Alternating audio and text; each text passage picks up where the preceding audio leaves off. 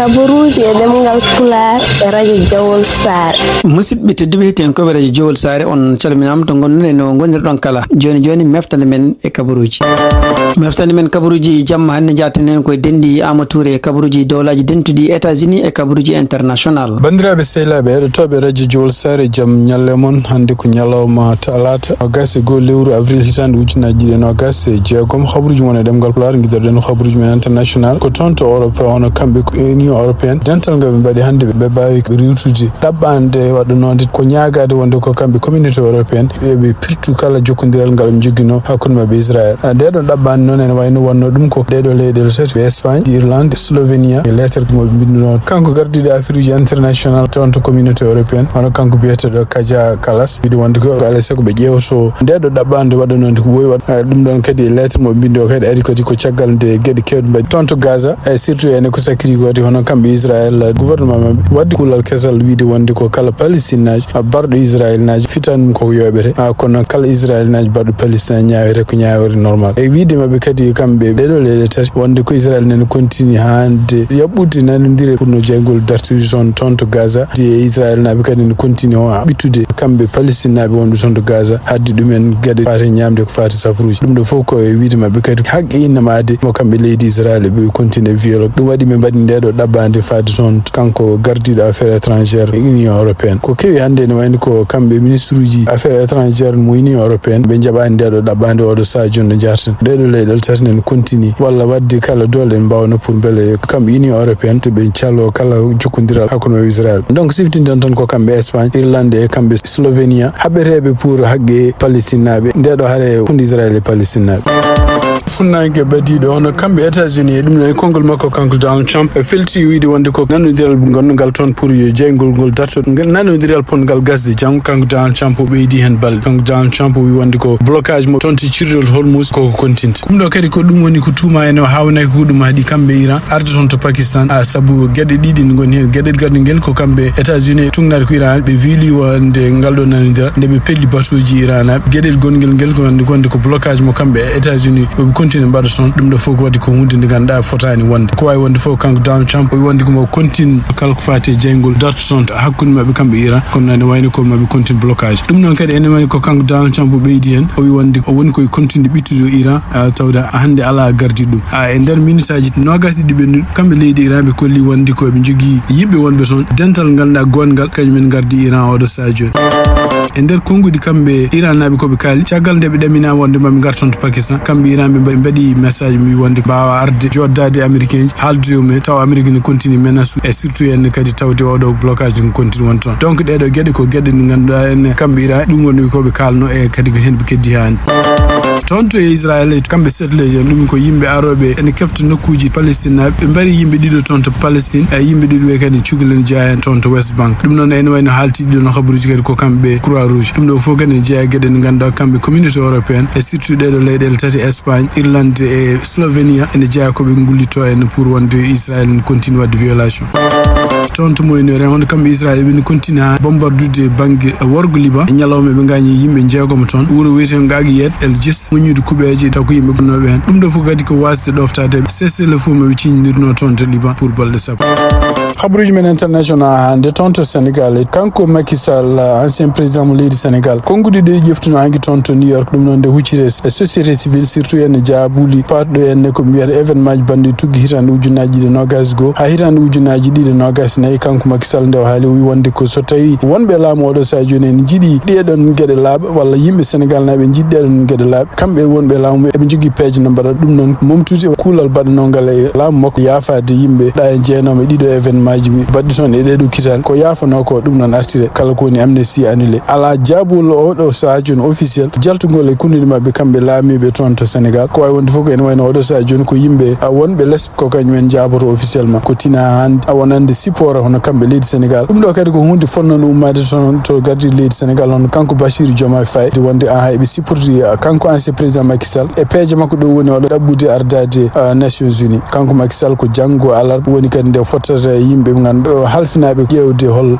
goto ɗiɗo candidat ji nayyi poɗɗo wonde secrétaire général des nations unies. ina wayno ko dialogue wonata hakkude kamɓe ɗiɗo candidat kamɓe kadi yimɓe nations unies pour yo cuɓo hol poɗɗo wonde candidat. ene wayno ko toɓɓe kalateɗe enen koko fate jaam e kisal, toɓɓe goɗɗe ɗe enen koko fate en mbaylagu politique e ngaalu e toɓɓere wonde nde kadi koko fate climat. ko jiiɗa e kanko ancien président Macky Sall ene wayno candidat ji tati goɗɗi ne gooti ne waɗi rewɓe ɗiɗo ɓe hen goto ko Michel Bachelet jeeyaɗo toon to Chili, ɗi Rebecca Grissim jeeyaɗo toon to Costa Rica e Rafael Grossi jeeyaɗo toon to Argentina. ene wayno oɗo saha joni ko yimɓe nayo toon ganduɗa kono ene waɗi neɗɗo joyaɓe ɓe gonɗo hen ene woni won liste uji won hono kanko biyete Luis Garcia. andaɓe nayo oɗo saha joni ko kanko Michel Bachelet jeeyaɗo toon to Chili, kanko Rafael Grossi jeeyaɗo toon to Argentine, ko Rebecca Grissim jeeyaɗo toon to Costa Rica e kanko ancien président Macky Sall jeeyaɗo toon to leydi Sénégal. ko anda tan kam ene wayno ko oɗo saha hande ɗo jarten ɗo ala jaabol gumigol toon to leydi Sénégal ne supporti mo jaabol ngol kadi taw fonno ummade ko toon to gardiɗo leydi Sénégal hono ko Bassirou Diomaye Faye. hande toon to Japon tugnadi kadi ko yalti ene wayno ko pettoje mbaɗi toon to Japon. ene wayno ko char de combat goto pettoje mbaɗi nder muɗum wari hen yimɓe tato ene waɗi neɗɗo goto gañiɗo. kanko gardiɗo laamu Japon on kanko Seneya Takachi nder kongude o haali wi wonde ko ɗum ɗo ko bonnande mawde e kadi ɗum ɗo ene maɓe continue ɓe enquête holko woni sababu muɗum. ɗo char de combat wonno kadi e diwan heɓleteɓe armée mabɓe. habruji men international ha toon to CAF ɗum ɗon ko CAF ko confédération africaine de football hono kanko gardiɗo CAF hono kanko biyeteɗo Mostep joni o hersinama ɗum noon kersingol ngol ari caggal nde yalti wonde ko batu mbaɗagu toon hono kamɓe cour d'appel batu ngu waɗa toon ko toon to Égypte batu ngu kadi ko batu secret kono ne wayno ko haade batu ngu wadde walla nde batu ngu waɗi nde haade maɓe ƴeftude décision hono biyeteɗo Augustin Senghor ancien président fédération sénégalaise de football e kadi kañum hoorem jeeya koye oɗo comité exécutif CAF wawino windudemo kanko ɓata e kanko Mostep woni président CAF wiide wonde ko nani won batuji secret mbaɗaɗi toon to keer ɗum noon ko batu kamɓe cour d'appel e kadi ɓe goni koye ƴeftude décision heftude won jeenari mo kamɓe Sénégal ɓe keɓnonde ɓe keeɓi Maroc rokkude ɗum Maroc kanko Augustin e konngudde o haali o wi ɗum ɗon so waɗi ko bonnande mawde ko kerse mawde wonanta pour football Afrique ɗum ɗon e wayno ko oɗon message kanko Mostep o heeɓi ɗum jonno hol ɗum wonirta kanko gardiɗo confédération batu secret holno wawi to wonirte taw kadi ko jimani makko o tinani ɗum walla kadi gonɗo vice président makko hono Moussen Omba ɓeɗo fof tinani ɗum hol tawa ɓe nguɗon batu e surtout kadi hono kanko président CAF o haalino publiquement o wi wonde ko meeɗani tinde batu ngu waɗama o meeɗani heɓde message goto wonde batu waɗama walla cour d'appel waɗama cour d'appel ene wayno ko décision mo waɗi oɗo saha joni ene wayno koko ɓeydi ñiŋede ni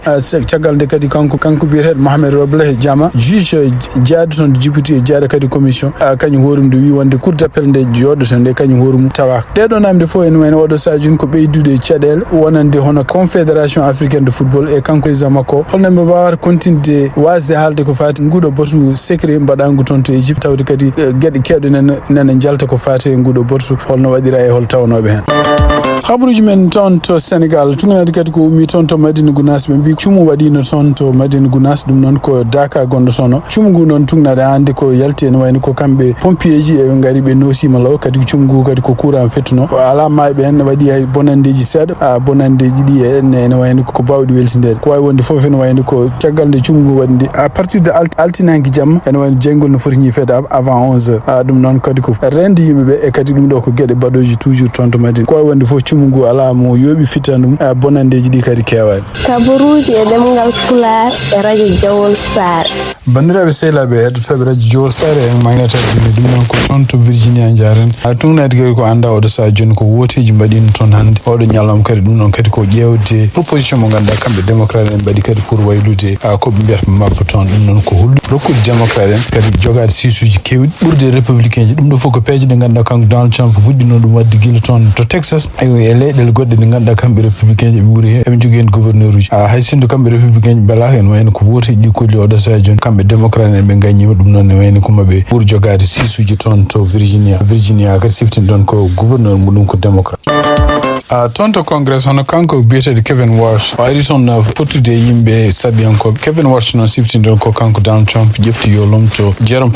Powell kañum arno banque centrale mo États-Unis mandat mo foti gasde ko lewru awol ndu Jerome Powell noon ene wayno ko département d'état walla kamɓe kanko Donald Trump e justice makko ko rewno e makko oɗo dumno foof bonnidemo e ankidde kadi gueɗe ɗe waɗata ɗum ɗo foof par ce que Donald Trump nati weldude makko ɗum noon ene wayno ko hadde kamɓe sarɗiyankoɓe yamiri hono Kevin Walsh kañum hoorumi o ar kamɓe républicain surtout no kanko biyeteɗo tilis o wino wonde ko il faut que Donald Trump en natti wadde oɗo harcèlement surtout enquête aji ndewno makko kanko Jerome Powell ɗi donc ɗum woni gouvernement Donald Trump ko mbeɗa ɗum woni kanko Kevin Walsh o ari toon hannde o fotte saɗiyankoɓe e nder konngudi ko teskira o haali o jogorani wonde papet wona mo wonɗon kala ko Donald Trump yiɗi waɗata ko fawi intérêt leydi États-Unis ko fawi kadi intérêt yimɓe ɓe liggotto toon to banque centrale to Federal Reserve toon to États-Unis hande toon to Washington e tugnade kadi komi toon to Pentagon ono kanko gardiɗo défense leydi ni ono Peter Hegseth ɗi signini kadi yamirore hande wiide wonde ko kamɓe militaire uji wonɓe e États-Unis ne wayno ala hankadi force pour ɓe ƴefte vaccination ko fate flou ko jontinoje ɗum noon kadi ko hunde wonnode ɗon ko ɓooyi e wiide makko kanko Peter Hegseth ko rokkude kamɓe militaire uji wellitare so tawi neɗɗo yiiɗa pengatoto pengo e nder ko yiya hande médias sociaux ji kadi ne wayno ko kamɓe journal biyeteɗo USA Today kanko Tucker Carlson ko neɗɗo mo ganduɗa gonnoɗo toon to Fox News ko kadi joguiɗo konngol no fewi to États-Unis o haali e nder médias sociaux ji makko ɗum noon komo yaafno américain omo yaafno kadi ko inde kala hono neɗɗo nanduɗo e makko ballunore Donald Trump de waɗata campagne mum de pour ha suuɓe beelano mon président kanko Tucker Carlson ɗiɗo jamma ñalawma mo haala gueɗe ɗe ganduɗa omo critique Donald Trump surtout wiide wonde ko Donald Trump woƴa tan hande oɗo saha joni koko wiyete Israël arduno ko d'abord ko wiide wonde ko kala ko woƴa ko Amérique ɗum gon mbiyata America first kono e wayno guila e oɗo guerre Iran hay ko adi ɗum kala ko Israël ko woni intérêt mum ko ɗum Donald Trump dogan kanko Tucker Carlson en wayno ko hanki nogas lewru avril hitan ujunnaji ɗiɗi nogas e jeegom o ari kanko hoore makko yafnade wiide wonde ko Donald Trump so ari e pouvoir ko hono makko kanko e yimɓe o nanduɓe makko ko kañum en balli Donald Trump e campagne muɗum ɓe jaaɓi Donald Trump ene haalnaɓe haaluji ɓe ciki gonga tawana gonga hande analyse aji mbaɗaɗi on wiya wonde ko sibabude kanko Donald Trump contodiral ngal waddano hono kanko Pope Leo noon ko gardiɗo église catholique gonɗo toon to Rome ene wayno ko hawnakki joni kamɓe catholique en wonɓe e États-Unis e wonɓe aduna ɓe fof e pecci en kono ko ɓuuri hewde mabɓe oɗo saha joni koko nimsi mbi wonde ko enen gonɗinoma kanko Donald Trump enen jinnomo o ardo kono noon sibabude comportement mo jogui joni ɗum ko hunde découragé ɓe surtout en ƴettodirde walla yennude hono Pope Leo 14 kamɓe haralaɓe ko fati woteji mbi wonde ko hunde jogorde wadde battane bonde wonande républicain surtout ɗiɗo woteji garoji hitande ujunnaji ɗiɗi nogas jeegom e ha toon to woteji suɓadi gardoto leydi États-Unis ɗum ko hitande ujunnaji ɗiɗi e nogas jeetati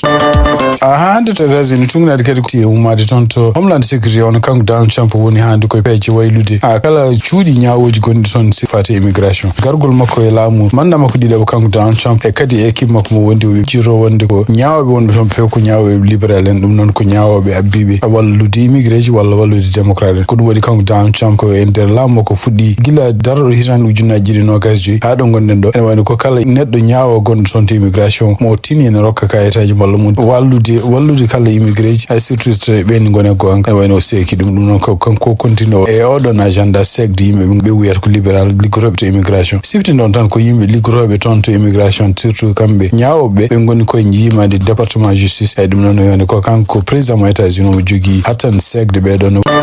hande toon to Washington kadi toon kanko gardiɗo FBI Kash Patel oɗo saha joni mono suwi hono journal goto biyeteɗo Atlantic oɗon journal ene wayno yaltinino yontere ɓen nde wi wonde ko kanko Kash Patel wonto wonno mo yari haw mandide e kadi ene wayno caggal muɗum nde o arti ordinateur makko o ronki uddide ordinateur o simaro ko ceeka ɓerdi contrôle kanko Kash Patel no wi ɗum ɗo ko bonnude inde makko e ɗum ɗo kadi hunde wodani ko wawi wonde foof oɗo saha joni mono porti plainte journal biyeteɗo Atlantic wiide wonde ko ɓeɗon il faut ko mabɓe jaɓomon 1.5 million hande noon yiyama kanko Kash Patel omo wonde nde kadi hono gardiɗo justice oɗo saha joni hono kanko Todd Blanche sifti noon kadi ko département justice woni jimɗo e kamɓe FBI e nder konngudi ɗi haali wi wonde kanko Kash Patel e gurdam makko meeɗani yarde walla o meeɗani mandilde nokku liggotoɗo o haali ɗum hande ko oɗo ñalawma talata ɗum ɗo fof ko yeddude kamɓe Atlantique koɓe kaali ko wawi wonde fof oɗo ka kadi ko ka continue o saabu ɓeɗo portaɓe plainte pour yo yoɓe 1.5 million ene wayno ɓe mbi kamɓe ɗo goppirta noon haala kamɓe continue addude source uji mabɓe to ɓe guetti ɗiɗo habruji hande habruji men toon to Shreveport Louisiana en wayno ko communauté ji gonɗi toon nene continue hande sunade caggal nde ɓeɗo sukaɓe jeyata appellation pellugol ngol wanno ko hakkude jamma samedi e subaka dimanche pelluɗo kadi ne wayno ko kañum hoore mum ma e caggal nde rejjodiri ko kamɓe police o kalani holko woni sababu kanko pelluɗo o waɗi ɗum ɗo siftinɗon tan ɓeɗo waraɓe ko sukaɓe ɓurɗo hen hewde duuɓi ko 14 ɓurɗo hen famɗude yara ko hitande wotere ko way wonde foof oɗo saha joni kamɓe oɗon communauté won toon to Louisiana eɓe no continue sunare mabɓe ɓuɓɓude ɓeɗo sukaɓe waraɓe tonto Caroline Sud tungna dikadi khabru gumri tonto USA tede ko yimbe dido nangama ton Caroline Sud bedo yimbe kadi en woni capantete tati rawande heftal me dum ko dawade kutorto dum ko hare yakkunde dawade dum kadi ko hunde ndi ganda hadande ko wayi on fo en woni ko kanko nangade hen goto wiyete ko Prentice Shoban Jackson yaro tu capande nayi jidi e kanko wal mako en woni won o fawa ko tonyangeji ken wona capantete tati dawade mbiyata wonde ko en wayno ko toppitaki dum faamu kadi sappo jeegom tonyangeji go dum do foko fate en yamirde dawade yo kab yo gañodir hen yo barndir hen goddo kadi ko koreji mako yaro ko capannayi jati rontisha elena fawa gede nandude hen dido dawadi tawadi son non seulement ni gonde gañen mais kadi no wayno karani toppitaki no foti toppitirede ko way wonde fo didon dawadi o nen mofta en nokuji fadde ha cial a ƴewde kadi holto be mbada dum kambe lam musidɓe tedduɓe ten ko ɓeɗa josa ko ɗo tongi meftane men e jamma hande o en ñaguima joom jaam mo jaam woni jungo mum dawaɗante en jaam